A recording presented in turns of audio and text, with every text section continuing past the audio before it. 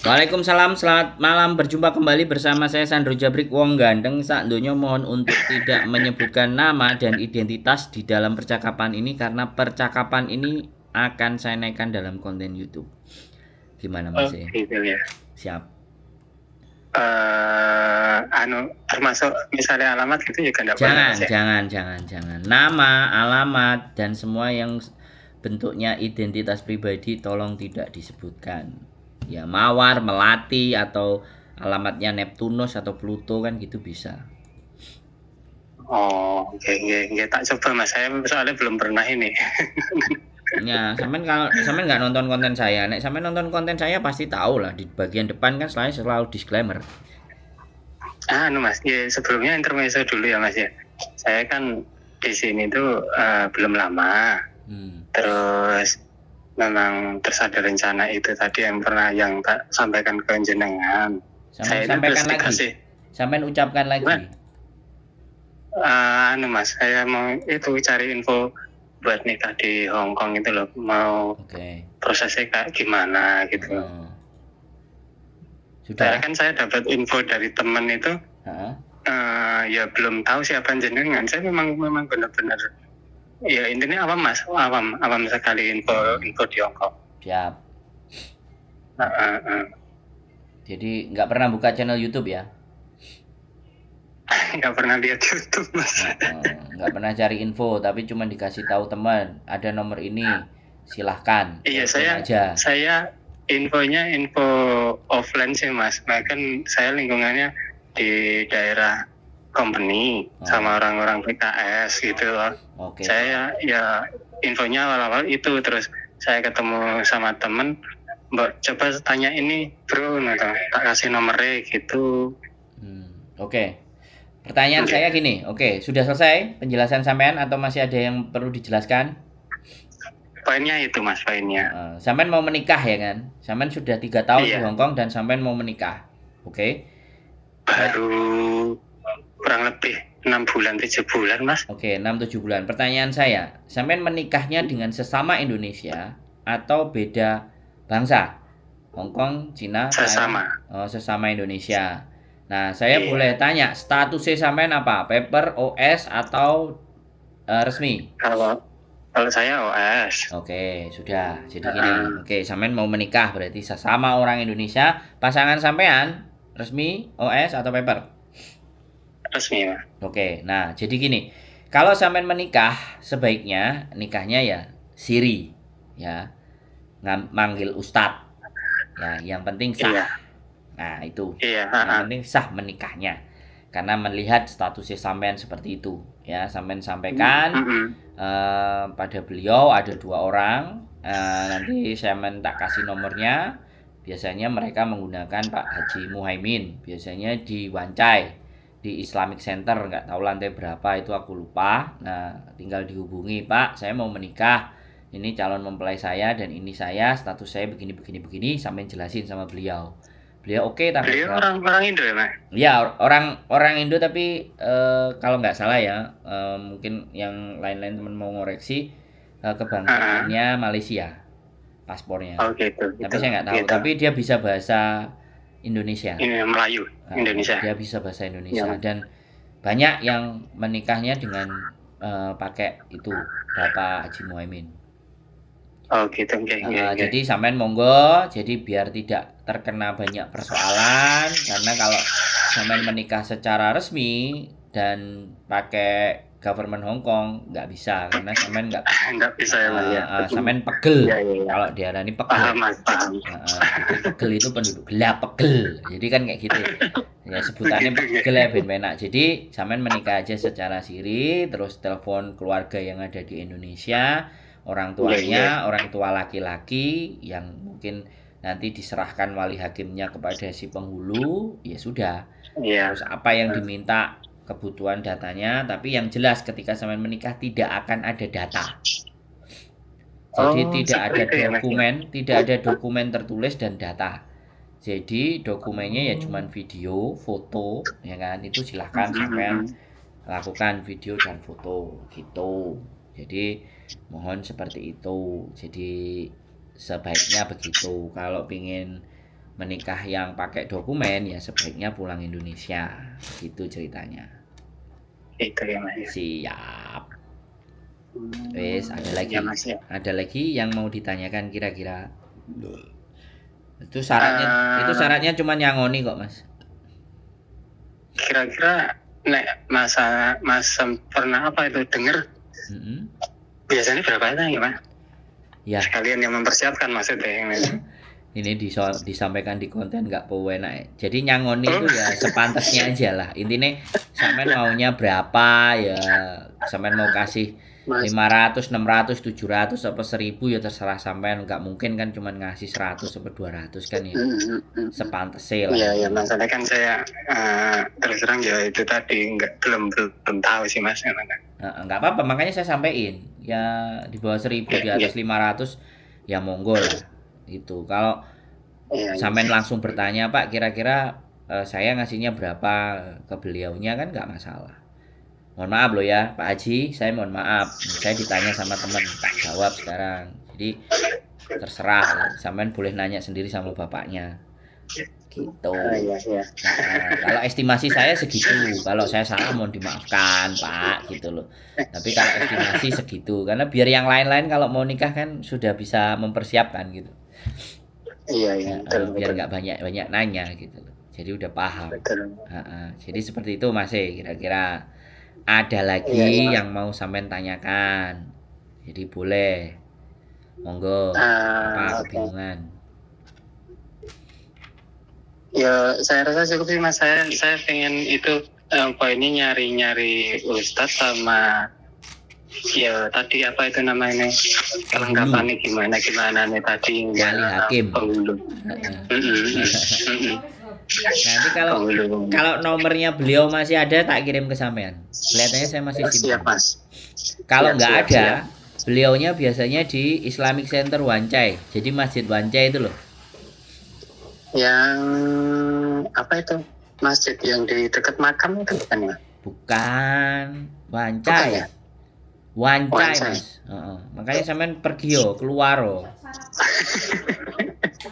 Pokoknya patokannya Islamic Center apa Islamic Sadik Mosque Wancai. Ya, yang Wancai. Sama Caiwan beda ya? Beda. Kalau yang dekat makam itu Caiwan. Oh iya sering ya. Nah itu Caiwan. Nah sampean kalau mau tanya yang Caiwan juga nggak apa-apa, tapi biasanya imam masjidnya orang Pakistan. Orang Pakistan. Saya kalau sampean familiar dengan orang Pakistan, ya nggak ada masalah. Pakai alternatif lain, pakai orang Pakistan juga nggak apa-apa.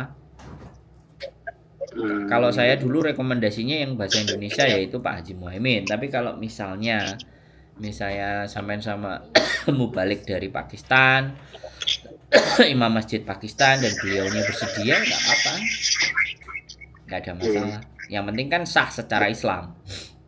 Yang penting sah secara agama. Ya sah secara agama itu perlu. Terus ya, kalau sampean nggak ada pertanyaan saya, pesen saya sekali lagi. Ya ini bukan nyalai aturan dan bukan semuanya. Kalau semisalnya calonnya sampean masih di dalam, ya namanya sudah menikah kan pasti punya keturunan harapannya. Sebaiknya, nah kalau sudah terlihat tanda-tandanya lebih baik ya kalau sudah terlihat 1 bulan atau 2 bulan diputuskan untuk merantau. Jangan sampean paksain di sini. Tapi kalau keputusannya keluarga sampean mau digedein di sini dengan cara di sini, jatuhnya sampean menyeret pasangan sampean untuk juga tidak punya dokumen resmi. Dan itu, alhamdulillah enggak sampai sejauh itu sama. Ya, saya ngomong dulu karena sekali lagi saya ngomong dulu. Jadi omongan saya boleh dipakai, sangat juga boleh tidak karena kan itu nanti tergantung sampean berdua.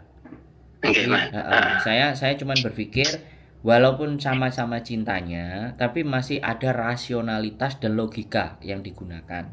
Karena pasangan sampean ini masih hidupnya di atas gitu loh. Masih tidak terkena rekod gitu loh. Nah, harapan saya itu sampean memahami sampai di titik itu. Gitu. Kecuali sampean berdua sudah sepakat memutuskan ya sudah. Wong namanya cinta, kalau udah cinta matai kucing rasa coklat siapapun nggak akan bisa dengar.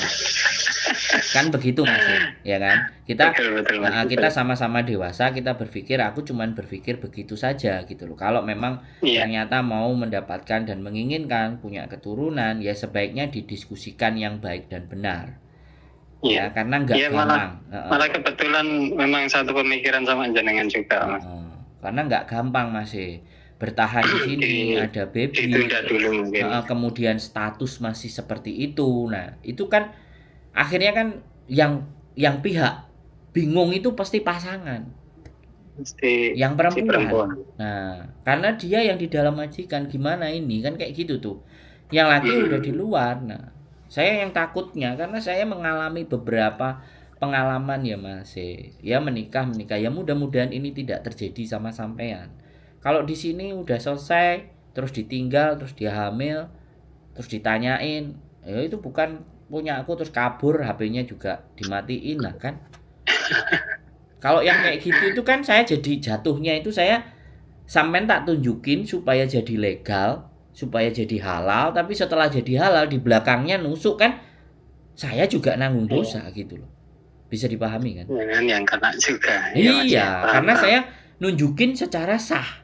Tapi nasibnya dia kalau enggak, tapi kalau saya sudah menyampaikan seperti ini kan saya sudah tidak ada beban. Sampaikan walau satu ayat, terlepas itu mau diterima atau tidak, saya sudah menyampaikan. Artinya saya sudah menyampaikan di pihak yang laki-laki, bukan yang perempuan. Karena pihak terugikan pasti perempuan.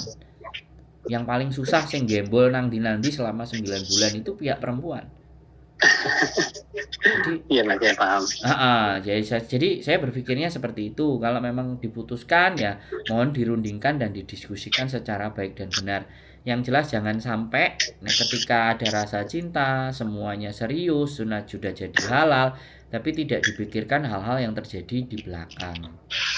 Nah itu yang saya sebenarnya wanti-wanti karena saya sedih loh Mas. Diceritain itu banyak, nggak cuma 1-2.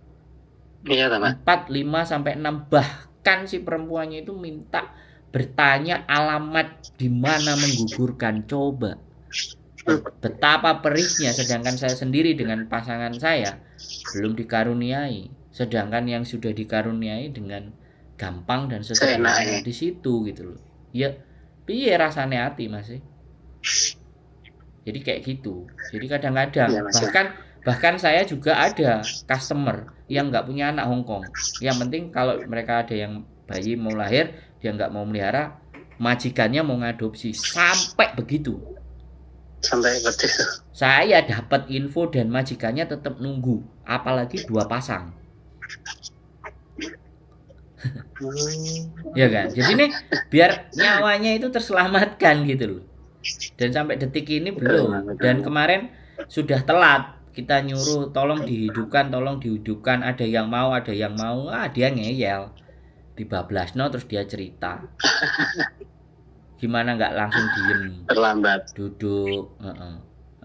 Ya itulah yang terjadi Mas. Makanya sampean sebagai laki-laki saya sangat berharap, saya memohon, nggak apa-apa. Saya kalau disuruh ngemis berharap dan ngemis memohon itu tetap saya lakukan demi kebaikan pasangan atau mungkin keluarga sampean di masa mendatang. Itu aja sih. Iya Mas ya. Saya paham Mas. Jadi dan sampean bertanya-nya dengan kalimat yang baik, saya juga menjawabnya dengan kalimat yang baik. Ya mudah-mudahan cita-cita sampean dan keinginan sampean pun dijabah sama Gusti Allah dan diberikan yang terbaik juga. Kan itu sih. Amin. Oke. Kira-kira ada lagi yang mau dibutuhkan? Cukup? Saya kira sementara cukup Mas. Nanti misalnya saya hubungin jenengan lagi. Siap. Nanti tak kirim nomornya kalau saya masih ada. Makasih banyak ya Mas. Matur sembah nuwun. Sehat selalu Mas. Assalamualaikum. Siap. Waalaikumsalam. Oke, buat teman-teman semuanya, ya namanya bertanya orang baik-baik. Sekali lagi saya tidak memandang status siapapun kalian pada saat bertanya. Yang saya nilai setiap manusia itu dari cara berpikirnya, bukan statusnya. Kalau statusnya nggak penting buat saya, yang penting pola dan cara berpikirnya. Begitu dia bertanya yang baik-baik, saya juga akan jawab yang baik-baik. begitulah. Mudah-mudahan bisa menjadikan pencerahan buat Temase dan sama Mbak E, dan nantinya ketika mengambil sebuah keputusan sudah dipikirkan baik-baik. Jangan sampai ada yang terugikan satu sama lain. Keep stay tune my YouTube channel and see you next video. Bye bye.